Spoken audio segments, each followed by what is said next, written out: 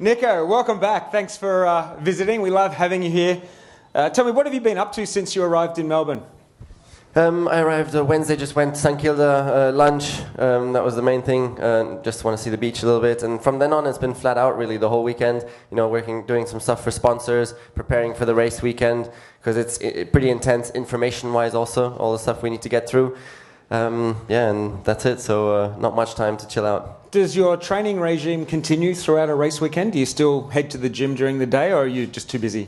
No, I stop before the race weekend, and then I don't. I just focus on the work at the racetrack for the whole weekend. Although saying that, I did go for a run along the Yarra River 2 days ago or something, but just relaxed, just to just relax and recover a bit from the trip and all that. Of course, you're excited about the upcoming season, but before we move into 2016, you had a successful 2015. How would you summarise your performance and the performance of the team in general? Yeah, so I'm very proud to drive for Mercedes as a German also, and Mercedes is such a legend of our sport, back in the 50s or even early 1900s, they were dominating the sport in an incredible way, just as we are now actually, so we're continuing the legacy now, and the team has done an incredible job over the last years. 6 years ago I started on day one with the team, because Mercedes started F1 as a team owner 6 years ago, so I've been there 7 years ago, so I've been there all the way. And in the beginning it was a disaster. And now after 3-4 years, they've transformed the whole thing, or we've transformed the whole thing and become the most dominant force, and just leading the way. And it's incredible to have witnessed this transformation. And the cars that they're now building are just really unbelievable, and it's innovative. We're always one step ahead of everybody else, of all the other teams.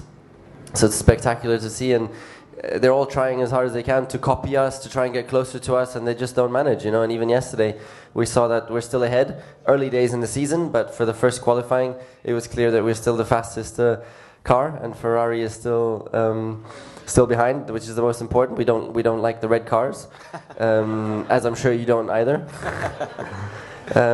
Yeah, and so it's been a good start. Today, of course, will be a different day, but let's see how that goes. And also I think it's impressive how they've transformed now the road cars, If you think 10 years ago, Mercedes was, okay, yes, they had a great S-Class and things like that, but now it's just become cool, the brand. And a lot of young people are also interested, and all the cars just look great, It doesn't matter which car you take, from the A-Class all the way to the S Coupe, which is phenomenal, to the Jeeps, which I have. Family man now. My daughter is 6 months old, so I have 2 Jeeps at home, GLE and GLC now coming, which are great cars. So they've just done a phenomenal job all around, and I hope that the racing success also helps push the road car sales a little bit more. Even though that's nearly not possible, because they're flat out selling road cars. I mean, phenomenal results in the last year even. It's been pretty impressive. We were talking last year, we were in fact joking a little bit about what you were expecting from fatherhood. And just by the way, I'm certain that you and Lewis are a strong point, or the reason why we've become so cool in the passenger car market. But thank you very much. We joked about what you were expecting from fatherhood. How is it? Is it what you expected? Difficult to expect anything, it's just unbelievable. And the weirdest thing is when I leave for 2 days, it just becomes so surreal. I look at my phone and there's this little person that that's looking at me on the phone and that we've created, and it's just it's very surreal. So I look forward to getting home anyways in 2 days' time, and it's great fun at home, special, very emotional. Yeah, it's very nice.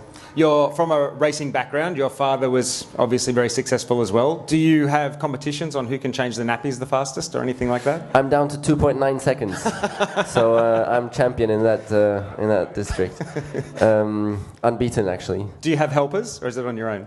No, that's on my own. Oh, that's impressive. My dad actually won the Australian Grand Prix in 1985. So we have that in common, that we both managed to win this one. Although it was in Adelaide back then. Tell me, have your habits, now that you've got a family on the road, changed? Has your driving style in regular traffic changed at all with the family on board?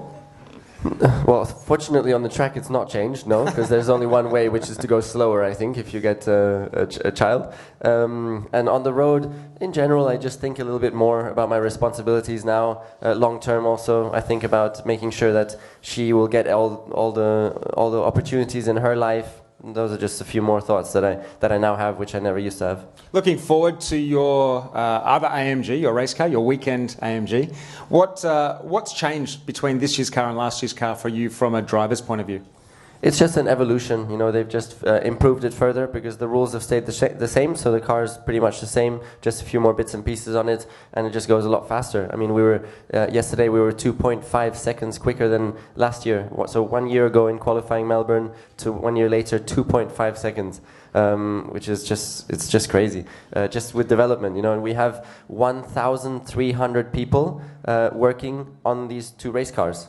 Just for the two race cars, 1,300 people. So it's an incredibly big institution, and to organize everything, you know, to get the best out of everybody, to make this technological beast and make it work and not fail and things like that is an unreal mission, and it's they've done a spectacular job. And for example, Ferrari, you hear rumors that they've got some reliability issues here and there, and so they can't use all their power and everything, and we're just, you know, going for it, and there's no issues. It's a Ferrari, of course they're going to have reliability issues, right?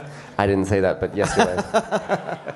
Now, last year, and we hope for certainly this year, essentially it's you and Lewis at the front of the field. What goes through your mind while you're racing against your teammates so closely? Just how can I beat this dude? So then my next question is, how do you beat this dude? Well, he's doing a great job. You know, he's been very, very quick and deserved to win the last two championships. But I look forward to the battle. You know, I want to try and beat him, and it's going to be a great fight again this year for sure. And let's see. I mean, let's see how it goes. One final question. We saw you posting something recently on our local wildlife. You had a run-in with one of our killer huntsman spiders. Can you? It sure looked like a killer spider. It was next to me on the window when we were driving with the car.